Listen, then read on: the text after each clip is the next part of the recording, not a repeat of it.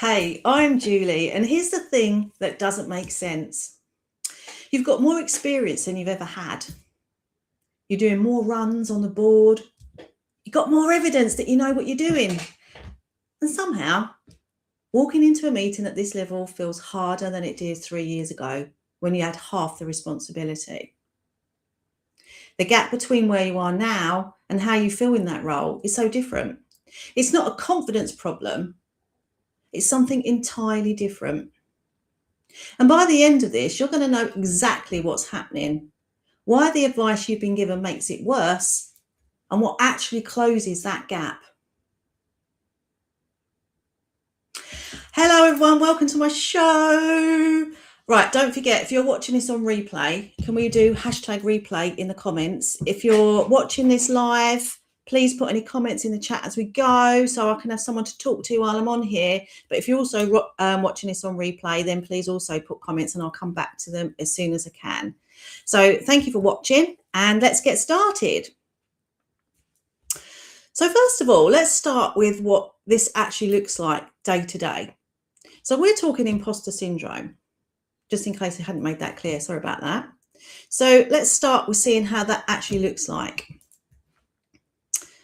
Now, because I'm willing to bet, you're going to recognize at least one of these things, right? So if you do, please put them in the chat.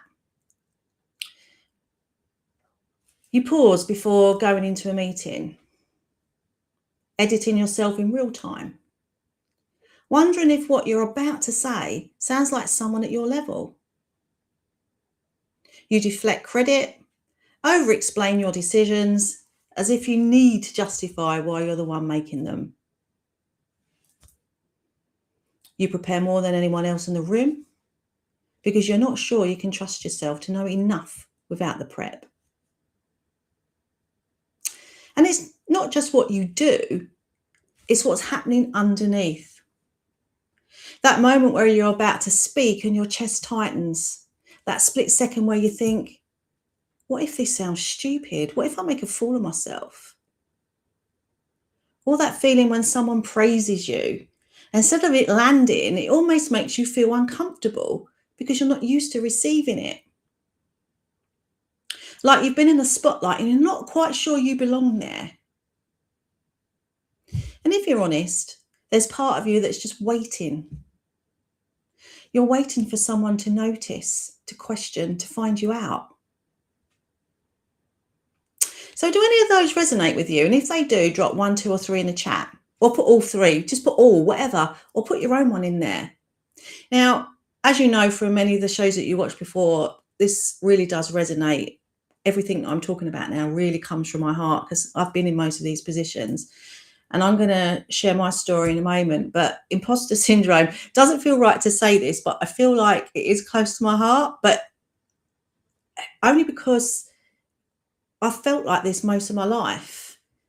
And I'm sure most of you do, but maybe you haven't recognized it yet, or maybe you are confusing this with confidence or lack of confidence. So let's see if we can just frame what imposter syndrome is, right? Because everyone calls it this kind of behavior when we feel like an imposter, that we're not the version that we should be, or we're in a role or something that we just feel like we're going to get found out all the time, right? That we use that word imposter, or those words, imposter syndrome. Now, if you're speaking to someone, they'll probably advise you that what you need to do is fake it till you make it. Talk yourself confident. Act like you belong and you believe it. Well, here's the part that no one tells you.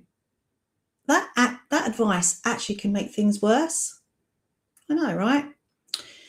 Because imposter syndrome isn't a confidence problem. It's not that you don't believe in yourself enough. It's that your external reality has updated. It's updated your title, your authority, your decisions, but internally, it hasn't caught up yet. Now, I call this the identity lag. And once you see it that way, the solution changes completely. So let me show you what's actually happening. I'm going to unpack this a little bit for you and try and give you some examples as well. So for a moment, I want you just to think about a time when perhaps you got your last promotion. Maybe you got a new job. Maybe you even qualified for something. Maybe, you've been studying for something for ages and you've just got your certificate. Or you want to go for that bigger role and you took that role, but something just doesn't feel quite right. Or maybe you were given authority that you hadn't had before. So all these things would be what we would be calling outside your comfort zone, right? But these are things that you've always wanted and you're actually good at and you actually deserve, but something's not quite right. So externally, everything has shifted. So if it's that new job, right, you've got that new title, there's a new expectation, and people are now coming to you for answers. And you can do it, but internally, you're still not measuring yourself against the version that felt legitimate, the one that was executing and not leading, the one who was proving themselves but not being trusted. So your body registers this mismatch as danger, and you're operating outside the bounds of who you know yourself to be, right? And that's why you get that tightening in your chest before you speak. That might be why you over prepare, because that way you hold back your opinion and then you kick yourself afterwards. Now, every time you level up externally without updating internally, that gap widens. And you're not becoming a fraud. It's just that lag is getting bigger. Now, if we go back to that fake it till you make it, that's asking you to perform as a person you don't yet feel, which means you're constantly aware of that gap, constantly bracing for someone to notice, someone to find you out. And this is a bit that really throws people, because the more successful you become, the worse this can feel. And that's not because you're getting it wrong, but because that gap is still widening. And you're not able to think and be that person that fits that place and position that you're in right now.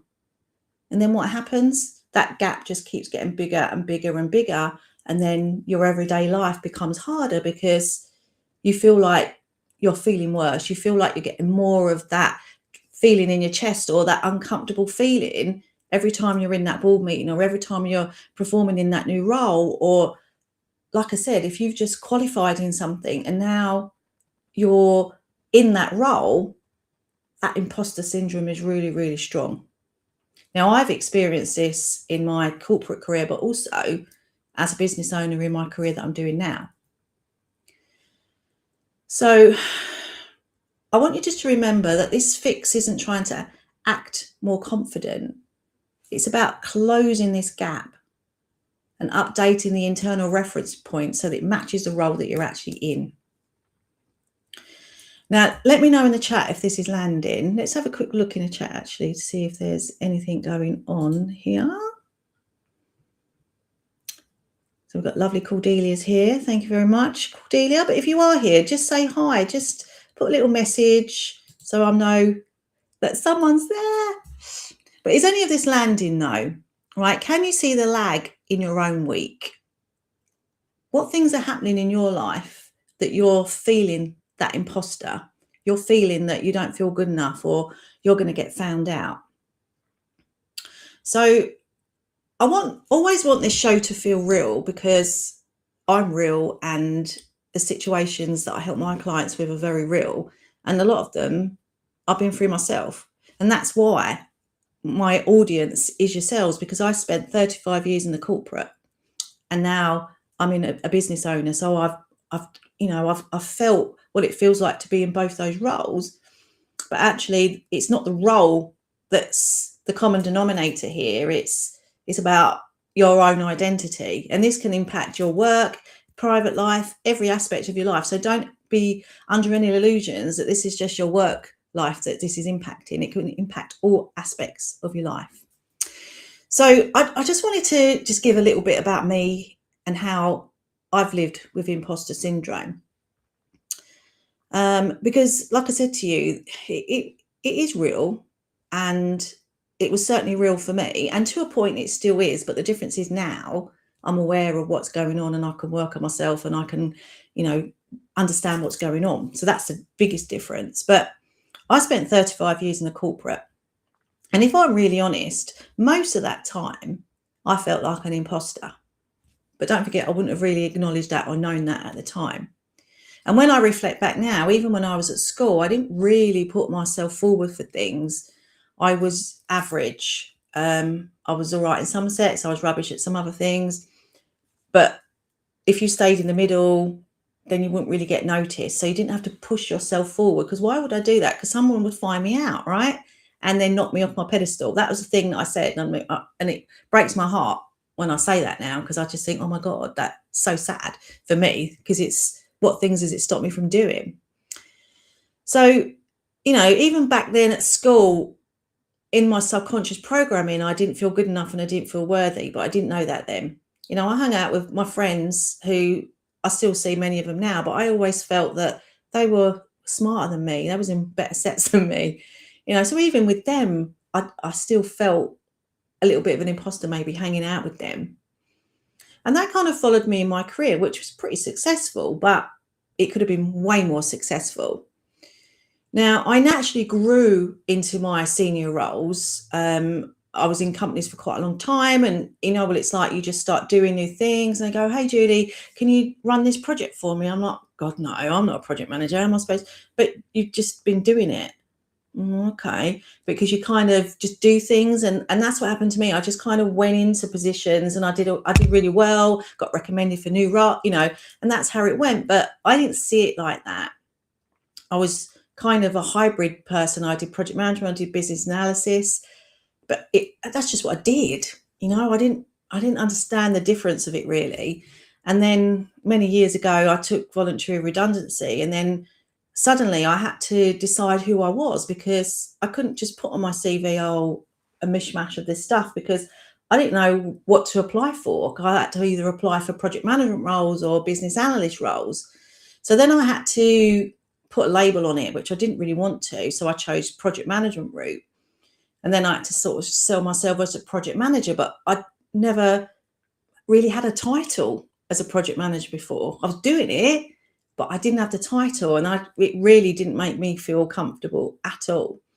So eventually, I kept looking for roles. It wasn't a great time in the world of the climate for jobs at the time, but then I'd gone for these interviews and they were, you know, really challenging, and I didn't get them. And then this job interview came up for a contract role. And when I got to the interview, it was like, oh my God, it was someone I used to work with. And I'll always be eternally grateful. His name's Ian Bell. He lives in Scotland. If you're there, Ian, I always feel really grateful for you for this. But he gave me an opportunity that I took, not believing that I could do it. And it was a 6-month contract role. And then I was working with the elite people that I'd sat and worked with before, who I always saw as the contractors, right? But when it came to my renewal in 6 months' time, it was like, oh, they're going to find me out. They're going to find me out. And then I got a renewal, and it was like, geez, well, they obviously haven't noticed yet. They'll catch up with me in the end, right? This went on for 18 months, 2 years. Then I got another job on the back of referrals from other people. Then the next one. And I've done contracting for over 10 years. And every role I got was based on people recommending me and my experience and what I was able to do. Now, you would have thought that would have been enough for me to go, well, surely I'm good at my job.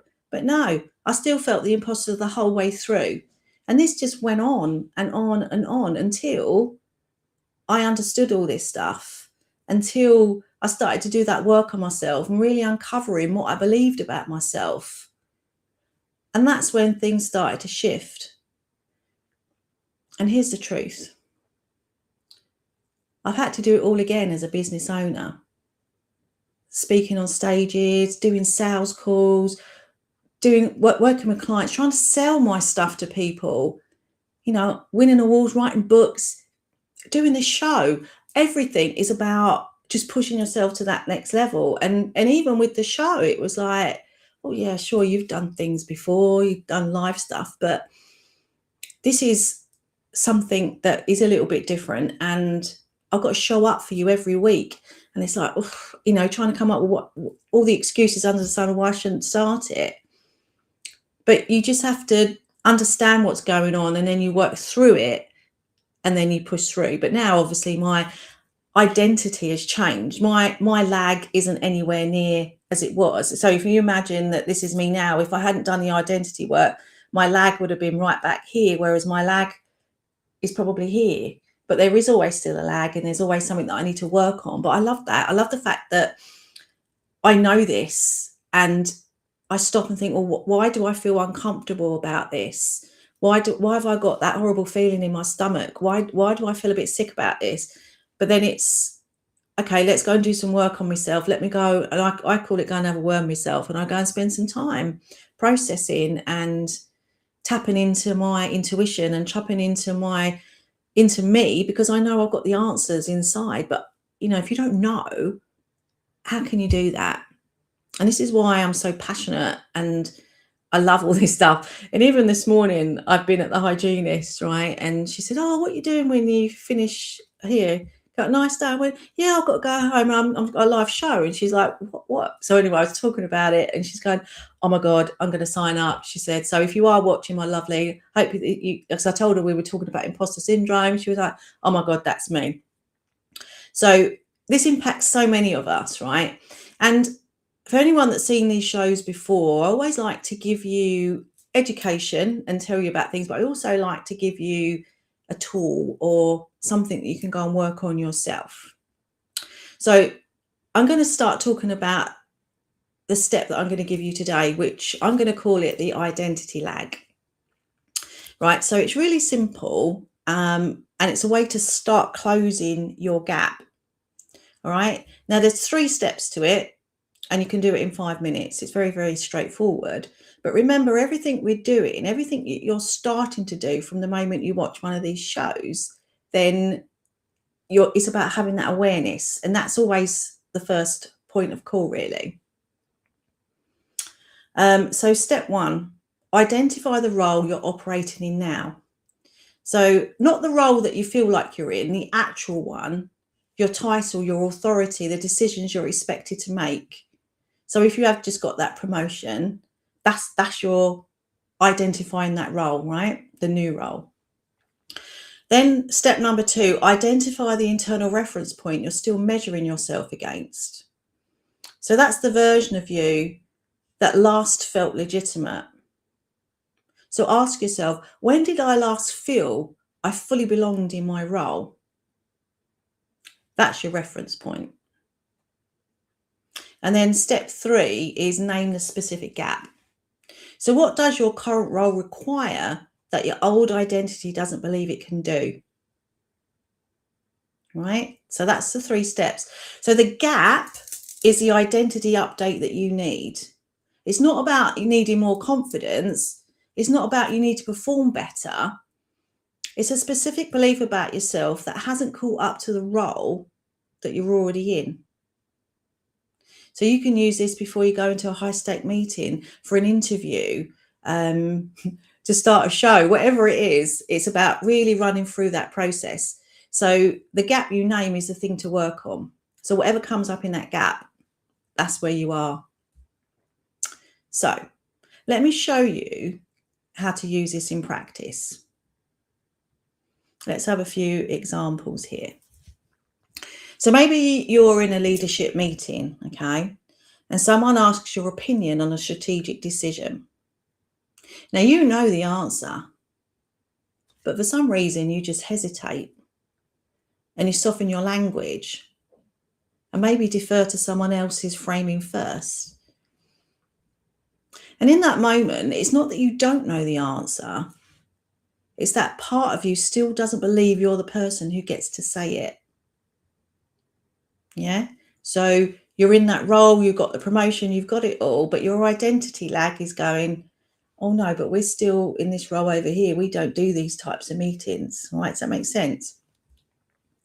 So in this instance, after the meeting, you're going to run the audit. So remember, step number 1, you're going to identify your current role. So what are you expected to do? So what perspective are you supposed to share and state if you're asked directly? Number 2, identify the internal reference. So the version of you that was brought in to execute, not to shape direction. So the version over here, not the version here. And then step 3, name that specific gap. Now that gap might be you don't yet believe your strategic opinions carry weight. You know, it might be that you're quite young, for example, and you're in, you know, quite a high position and you're in a room with really, you know, older people with lots of experience. And you're like, oh, I bet they think that I'm too young to be here. But you've done the work, you deserve to be there. But that version of you sitting in that room might still believe that you're not ready, even though you've proved yourself so many times. So just remember, the gap is the identity update you need. So where is in your gap, that's the bit you need to update. So here's another scenario, and I'll definitely resonate with this one, right? This is about when you receive recognition, right? Now that might be an award, it might be a public acknowledgement. It could be a promotion announcement, right? It could be anything. Now, instead of feeling proud, you feel exposed, right? You immediately think about what people don't know about you. What are they going to think of you? What you haven't done yet. And that feeling of exposure, that's not proof that you don't belong. It's the identity lag being activated. And I can remember just as in 2020, when I got made redundant and I started on this journey of retraining, I went back to work for 2 years. And then when the 2 years was up, I was like, no, I'm ready now to cut my ties, cut off my security blanket and go all in. And that happened in December. And about 2 days before, I can't remember if it's 2 days before or 2 days after, I was at an event, a Queens in Business event. And I was speaking on the stage in like a group and it was like, oh my God, I can't believe I'm doing this. And then that evening I won my first award. And it was like, you know, yesterday I was still logging on. I say logging on because it was like COVID time, you know, in the corporate world. And now I'm like out here doing something completely different, speaking I've got a microphone on a stage and, you know, and I've won my first award. And it's like, who the hell do I think I am? I've only just qualified. I've got, you know, and this is where you can sometimes become that learner who doesn't stop getting new qualifications because you don't feel good enough. Well, before I go and put myself out there, I just need to get this qualification. And you get that qualification and then you're like, yeah, but what I probably need now is this. And a lot of that is other issues that are in your identity, but that is also you being an imposter, right? Because you don't feel that you're an authority to actually speak about that subject. Does that make sense? And that's when we've got that gap. So you stop bracing yourself for exposure because you think something's going to happen.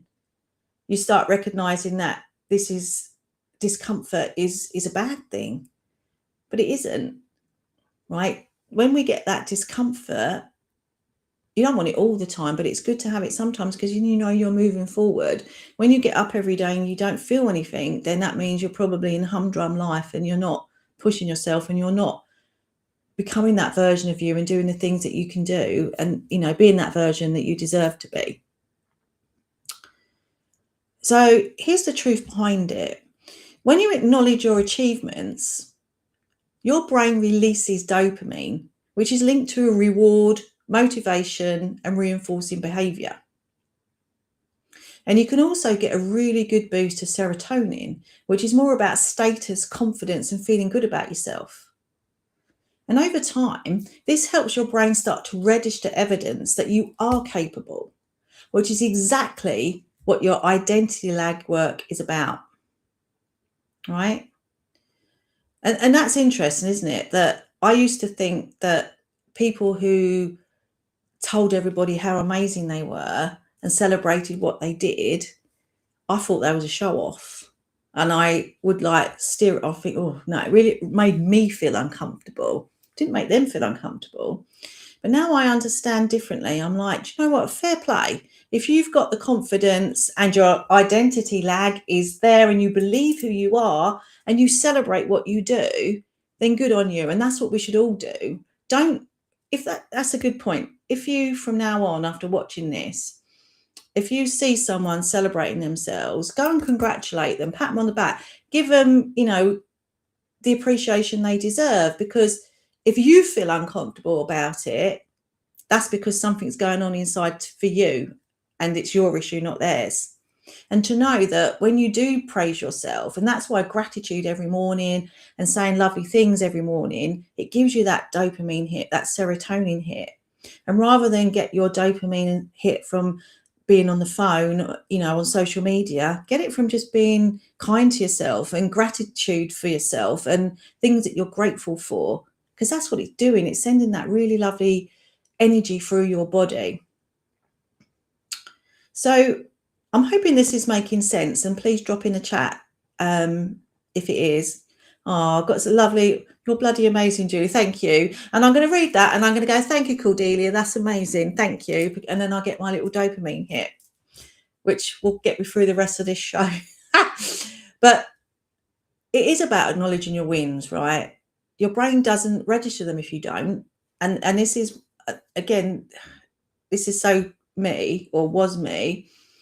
I can remember, qualifying for things, doing week training programs. I always remember, even when I spent 4 years training to be a counsellor back in the day, and I got my certificate and I was just, oh, that's great. Put it in the folder. I don't think I even really told anyone because I felt embarrassed. Well, I don't know if embarrassed, but I don't know. It's just like, I never really rewarded myself. I never really celebrated my achievements.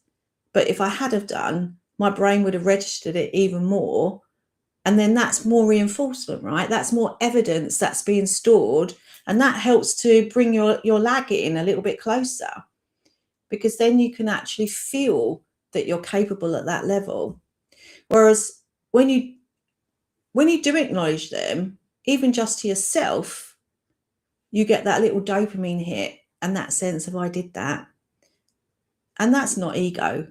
That's actually how you start updating your identity. So instead of it being bragging, it's actually part of the work. So what changes when you actually start closing that gap? Well, when you close that identity lag deliberately, you stop performing your way through roles that you've already earned. You operate from who you actually are now, not who you were when you last felt legitimate. And that's the constant background noise of, what if I'm not enough? What if I let myself down? What if I let my bosses down? Whoever it is that you're presenting in this meeting, maybe your boss is sitting there and he's thinking, oh no, she's done it again. She's mucked up. Well, that's what you're thinking, right? They're not. They're thinking, God, she's amazing. So glad I brought her into this meeting. So you speak up without editing yourself mid-sentence. You receive recognition without bracing for someone to take it back. You trust your own judgment because your internal sense of yourself finally matches the seat you're sitting in. Just let that hit for a moment. So here's what I want you to do this week. First of all, I want you to remember that imposter syndrome isn't a confidence deficit. It's the identity lag, the gap between your external reality and your internal reference point. The identity audit makes that gap visible so that you can start looking to close it. So the next time this happens, and I promise you it will, maybe today, tomorrow, maybe in the next week, but instead of over preparing or holding back, just pause. Just pause and run the audit. So for your action this week, the next time you feel like a fraud in a room that you've earned the right to be in, a meeting, a presentation, even a conversation where you catch yourself over preparing or holding back, I want you to run that audit within 24 hours. Write down the role that you're operating in, the internal reference point that you're still measuring yourself against, and look at that specific gap. Name the outdated belief out loud. And I really hope that makes sense. And as I say, please put anything you want in the chat and we can go through those. But one more thing before we go. That gap that you identified, the outdated belief about yourself that's creating this mismatch, the audit shows you what it is. But even if you've been operating from an outdated identity for years, there are layers underneath that one belief, patterns that reinstall that leg every time you level up. Now, the upgrade game plan is a 45-minute working session where we map out what's really going on underneath this. We look at why the lag keeps showing up, what's driving it at a deeper level, and most importantly, what actually needs to shift for you to stop hitting that same pattern every time you try to grow. Now, for a lot of people, this is the moment things finally make sense. And from there, you can look at what the right next step is for you, depending on what comes up. So that's the deeper identity work I do with my clients through my Identity Box Rewire method. Now, the game plan is fully booked right now, and I reach out personally when capacity opens. So the next step is to join the waiting list. Now, you should see that there's a QR code popping up on the screen, but there'll also be a link in the comments for you to find it as well. So what I recommend you do, if you're feeling like this is something that resonates with you, and maybe the time is right now for you to start leveling up and breaking through your glass ceiling, then register on that link. And as soon as I've got any spaces available, I promise I'll reach out to you and then we can book in your 45-minute free call. All right. And I want you just to know this. If this is happening, it does not mean you're not good enough. It usually means you've outgrown the version of you that you're still holding on to. So drop a comment and tell me, what's the internal reference point you're still measuring yourself against? The version of you that last felt legitimate. I'm just going to have a quick look in the chat. There's no comments in there at the minute that we need to comment on.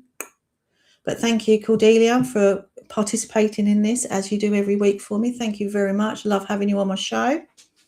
So let's just do a quick summary of today's show. Imposter syndrome equals identity lag, not a confidence deficit. The identity lag audit run 24 hours, no later than 24 hours after something's happened for you. So the identity lag audit, number one, what's the current role? Number two, what's the internal reference point? And number three, what's that specific gap? And it's the gap that you need to focus on. Fake it till you make it widens that gap. Identity updates close that gap. So thank you for joining me today. I really hope you enjoyed the show. If you haven't already, please go and find me, Milliside Therapy and Coaching on YouTube. Please subscribe. And if you've got any questions, please put them in the chat, whether you're watching it on social media or on the YouTube channel, and I'll do my best to come back to you. And remember, #replay. Let me know you're there so we can have a chat too. And I look forward to next week's show. Same time, same place, Wednesday, 11:30. Thank you for watching, and I'll see you next